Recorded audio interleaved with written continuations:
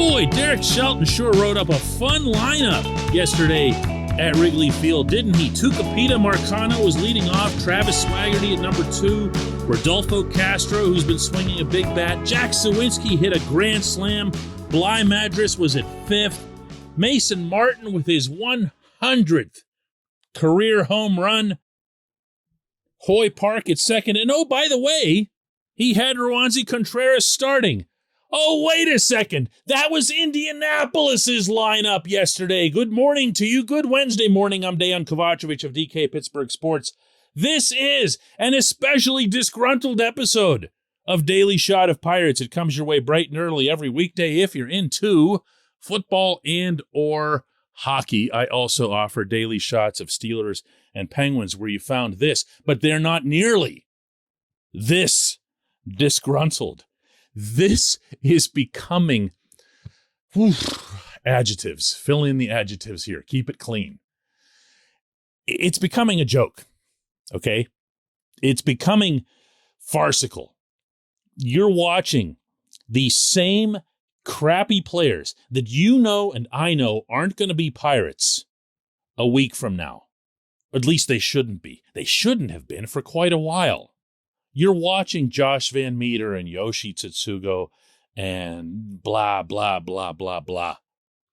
I look at that Indy lineup from yesterday, and I didn't make that up. That was actually their lineup. And the results I referenced were real as well.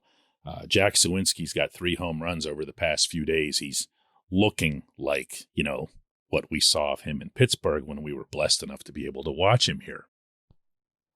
And I take that lineup and match it against what the Pirates put out at Wrigley in yet another loss to the Cubs. And I ask myself, no, hype or hot take or whatever here. I ask myself, who would I take from the Pittsburgh roster over those guys on the Indianapolis one? And it's exactly the names that you'd expect. It would be Brian Reynolds, Brian Hayes, maybe, Kevin Newman or whatever, but I sure wouldn't take Bryce Wilson on the mound.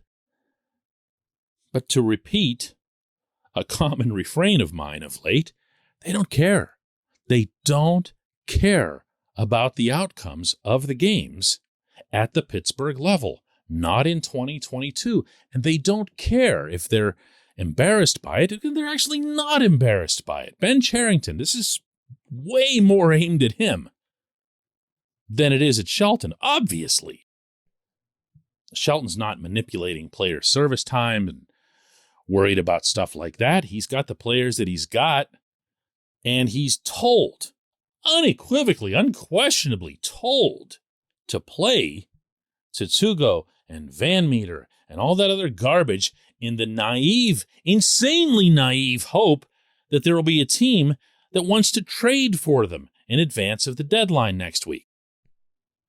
And all those guys do, in turn, is go out there and just keep running up more 0 for 4s and 1 for 5s or whatever it is, and striking out a ton and lowering their value below 0. Did you know that Yoshi, in terms of wins above replacement player, is actually now a negative player? Meaning the average person you pluck from wherever is a better player than the guy that you have as your regular first baseman now. Insanity. It's insanity. And it just keeps happening.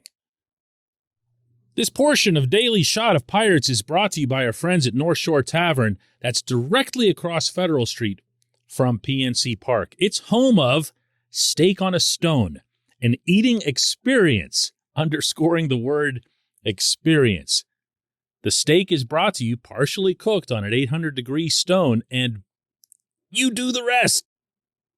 It's a ton of fun, it's a great meal, and it's a baseball atmosphere like no other in Pittsburgh. North Shore Tavern, right across Federal Street from PNC Park. You can talk about the games if you want. I could do it too. Let's get into the minutia of everything that happened at Wrigley Field yesterday. And Bryce Wilson goes out and gives up 3 runs while the national anthem is still echoing off the houses over at Waveland Avenue. And some other opposing pitcher mows down the Pirates for 7, 8 innings, whatever it was. Oh, and as ever, the only bright spot was something that one of the younger players did, and that was O'Neill Cruz's 411-foot home run to straightaway center. A 2-run shot that gave the illusion that the Pirates were in the game, which they never were, and which wouldn't have bothered anyone in management for even a minute. Why? Why do I keep talking about these things? The answer is simple. It's not that I ever would have expected management to go all in or whatever dumb thing could be attached to this concept in 2022. That wouldn't have made any sense. But I did believe, past tense, that there would have been, also past tense, value in beginning to at least feel like there's progress, like there's urgency, like the script is changing, like it's okay to emphasize winning the game right in front of you. You don't need to raise your payroll to $100 billion or whatever, but you need to prioritize winning the game right in front of you. And this franchise currently has that priority so skewed that it's legitimately, honestly, again, no hype, no hot take, putting out a better lineup in Indianapolis than it is in Pittsburgh. And no, believe it or not, I'm not referring to our entertainment value. One thing that kind of turns me off when I hear this from fans of the team is, well, I'm tired of watching these guys. I'd rather watch the kids. With all due respect to you and your fandom, that doesn't matter, okay? That's not what this is about. You do want to make the franchise better. And there are certain situations in which it's better for the future of the franchise to keep somebody down. This ain't it. This is embarrassing. This is keeping better players right now down in the minors for either the purpose of service time manipulation or to showcase god-awful players for trades that will never happen. This is unbelievable to me, and even if I have a pretty good feeling it's all going to end in about a week, I'm not going to stay quiet about it. When we come back, J1Q.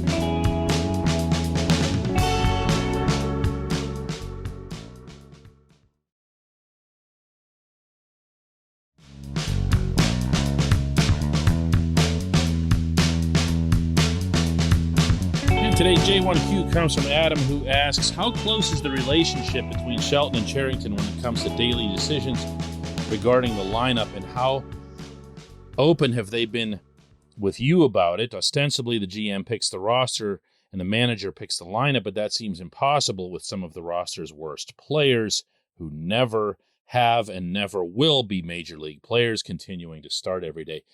Adam and everyone who asks this question, and it's probably the most common theme that comes in this direction, meaning the composition of the lineups, who's responsible for it, and to what degree they're a collaborative or whatever.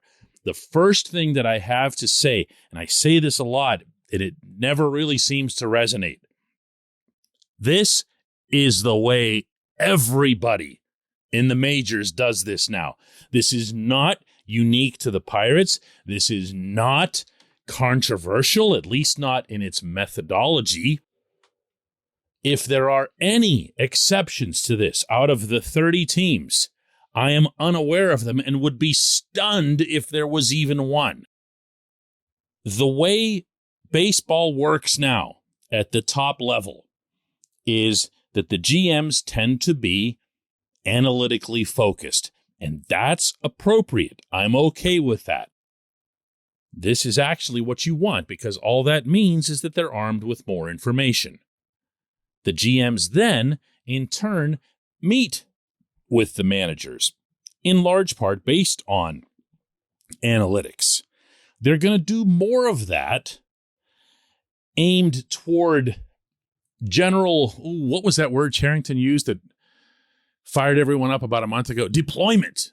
In terms of the deployment, there's a certain way that Cherington wants to see his roster managed. There's a certain way that he wants to see games managed. Now, that sounds like puppeteering. It's not. It's the way all baseball teams are structured now. Shelton still makes out the lineup. He works closely with Don Kelly in making that lineup and no one else. He doesn't run it past the GM. He doesn't say, hey, Ben, can you come on in here and help us out with this lineup? More often than not, Ben's not even around. He's out somewhere else doing GM things. Now, what might happen, and this has happened, I believe, quite a bit over the past couple of weeks, is the GM will say, hey, we need this or we need that. We need to showcase this player. We need to get a look at that player. We need to keep giving Yu Chang more opportunities. We need to give Yu Chang at least X number of plate appearances before we completely punt on him. That sort of thing. So the manager will then do things that look completely psychotic to us, such as having Yoshi be the DH, and this actually did happen earlier this week, and bat eighth. The DH batting eighth. Manager looks like an idiot. Manager's really not got anything to do with it. The manager's actually doing something pretty smart if you think about it. He's taking a player that his GM is forcing him to use in the lineup and saying, here's where I can put him that does the least damage to our cause, while at the same time not showing up my GM and batting him ninth, which is where he belongs. Now, actually, he belongs batting 10th, but that's beside the point. So, Adam, in summary, everyone does this. Every single team in Major League Baseball does it this way. Further in summary, Cherington does not make out the lineup. Shelton and Kelly do that. But they do so with the GM contributing both instructions as it relates to roster needs that the GM feels that he has, and that general sense of deployment or left-right matchups that the analytics guys tell the GM that they feel would be favorable. I hope that answers the question. I want to copy and paste this clip and send it out everywhere every time this comes up. I appreciate the question, Adam. I do. I appreciate everybody listening to Daily Shot of Pirates. We'll do another one of these tomorrow.